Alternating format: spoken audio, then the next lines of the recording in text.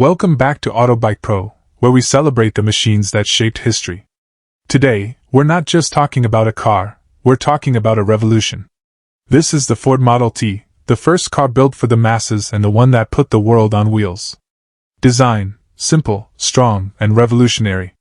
Launched in 1908, the Ford Model T was designed for durability, simplicity, and low cost.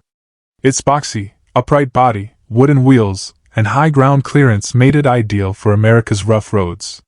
It came in one color, black, because it dried fastest on the assembly line. More than stylish, the design was practical.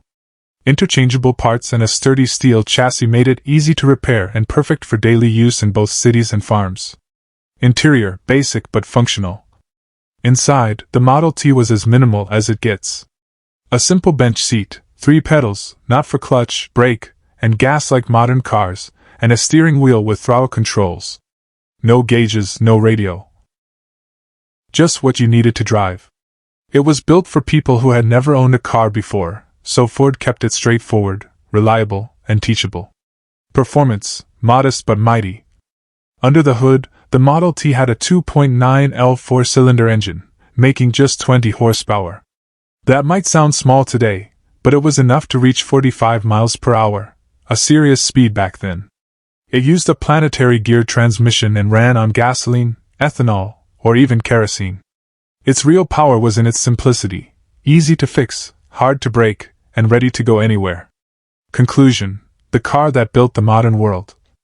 The Ford Model T wasn't just a car, it was a movement.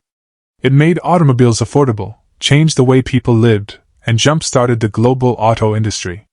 Over 15 million units were sold, making it the best-selling car of its time.